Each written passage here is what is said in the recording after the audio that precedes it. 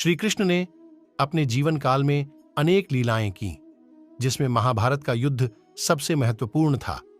इस युद्ध के दौरान भले ही कृष्ण ने अस्त्र ना उठाने का प्रण किया हो, लेकिन अपनी बुद्धि चातुर्य से उन्होंने पांडवों को जिताने का भरसक प्रयास किया।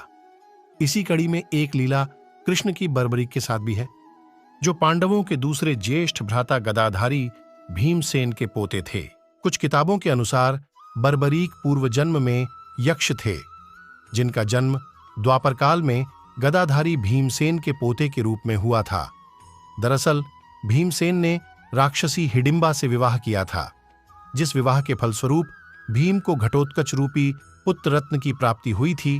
बर्बरीक भीम पुत्र घटोत्कच का ही पुत्र था, जो कि अपने दादा और पिता के समान ही महान, बलशाली और हमेशा सत्य का साथ देने वाला था। महान योद्धा और वीर बर्बरीक की पूजा सुप्रसिद्ध खाटू श्याम महाराज के रूप में की जाती है, जिनकी कथा कुछ इस प्रकार से है। बर्बरीक बालकाल से ही वीर और महान योद्धा थे। उनकी माता ने ही बर्बरीक को युद्ध की दीक्षा दी थी। दरअसल बर्बरीक की मां ने मां आदिशक्ति की घोर तपस्या कर उन्हें प्रसन्न किया था और वरदान के रूप में 3 अभेद्य बाण मांगे थे, जिन्हें मां आदिशक्ति ने बर्बरीक की मां को दिए थे। 3 अभेद्य बाणों की वजह से ही बर्बरीक की मां का नाम 3 बाणधारी प्रसिद्ध था।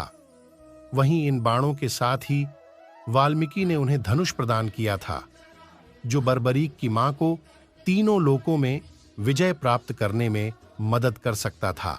जब कौरवों और पांडवों के बीच युद्ध होना सुनिश्चित हो गया, तो इसकी सूचना बर्बरीक को भी प्राप्त हुई। ऐसे में बर्बरीक ने भी अपने प्रियजनों के साथ युद्ध में शामिल होने का निर्णय किया और माता से विदा लेकर चलने को आतुर हुए। तब माता ने उनसे आशीर्वाद स्वरूप उनसे हारे हुए पक्ष की तरफ से युद्ध लड़ने का वचन लिया, क्योंकि बर्बरीक महान योद्धा और वीर थे। साथ ही उनके पास मां आदिशक्ति का दिया हुआ 3 बाण और धनुष भी मौजूद था। इसलिए वो जिस भी सेना की तरफ से लड़ते, उसकी जीत सुनिश्चित थी। भगवान कृष्ण ये भली भांति जानते थे कि इस युद्ध में हार कौरवों की होगी और बर्बरीक को माता के वचन के फलस्वरूप उसी पक्ष की ओर से लड़ना होगा। इसलिए श्री कृष्ण ब्राह्मण वेश में बर्बरीक को रोकने चल दिए। बर्बरीक को रास्ते में ब्राह्मण वेश में रोकते हुए उन्होंने बर्बरीक से रणभूमि की ओर जाने का प्रयोजन पूछा, जिसका जवाब सुन ब्राह्मण भेषधारी श्री कृष्ण ने बर्बरीक का मजाक बनाया और कहा कि क्या वो केवल 3 बाणों से युद्ध लड़ेंगे। तब बर्बरीक ने उत्तर दिया कि केवल 1 बाण ही पूरी शत्रु सेना को मार गिराने के लिए पर्याप्त है। साथ ही ये बाण कार्य पूरा करने के बाद अपने तर्कस में वापस भी आ जाएगा, और यदि तीनों बाणों को प्रयोग में लाया गया तो तीनों लोगों में हाहाकार मच जाएगा। लेकिन ब्राह्मण भेषधारी कृष्ण ने इस बात पर भरोसा न करते हुए कहा कि अगर ऐसा है तो तुम इस पीपल के पेड़ के सारे पत्तों को एक ही बाण से भेद कर दिखाओ, जिसके नीचे हम दोनों खड़े हैं। बर्बरीक ने इस चुनौती को स्वीकार करते हुए तरकश से एक बाण निकालकर ईश्वर को याद कर चला दिया।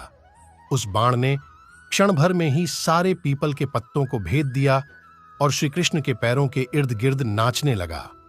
दरअसल श्री कृष्ण ने एक पीपल के पत्ते को पैरों के नीचे छुपा लिया था। इस पर बर्बरीक ने उन्हें पैर को हटा लेने का आग्रह किया और कहा कि इस बाण से आपके पैर को भी चोट पहुंच सकती है। ब्राह्मण भेष में पहुंचे श्री कृष्ण ने बर्बरीक से दान की मांग की, जिसके उत्तर में बर्बरीक ने यथासंभव दान देने की बात का वचन दिया। बर्बरीक के वचन देते ही कृष्ण ने बर्बरीक से सिर का दान करने को कहा। इस पर बर्बरीक ने ब्राह्मण वेशधारी कृष्ण से असली रूप में दर्शन देने का आग्रह किया। तब श्री कृष्ण ने उन्हें चतुर्भुज रूप के दर्शन दिए। कृष्ण ने समझाया कि युद्ध शुरू होने से पहले किसी वीर क्षत्रिय के शीश की आवश्यकता होती है। तब बर्बरीक ने सिर का दान किया, लेकिन इसके साथ ही कटे सिर से पूरा युद्ध देखने की अभिलाषा व्यक्त की। तब कृष्ण ने बर्बरीक के सिर को रणभूमि के समीप ऊंचे पहाड़ की चोटी पर सिर को सुशोभित किया। वहीं से बर्बरीक के कटे सिर ने पूरे युद्ध को देखा। युद्ध के अंत में पांडवों में आपस में विवाद होने लगा कि पूरे युद्ध की विजय का श्रेय किसे जाता है। तब कृष्ण ने कहा कि बर्बरीक इस बात का निर्णय कर सकते हैं, क्योंकि उसने शुरू से युद्ध को देखा है। तब बर्बरीक के कटे सिर ने श्री कृष्ण को युद्ध की विजय का श्रेय दिया और कहा कि कृष्ण की बुद्धि, चातुर्य और साहस, निर्णय, युद्ध नीति की वजह से ही ये युद्ध निर्णायक रहा। तो यही थी बर्बरीक की कहानी। और हाँ, चैनल को लाइक और सब्सक्राइब करके जाओ।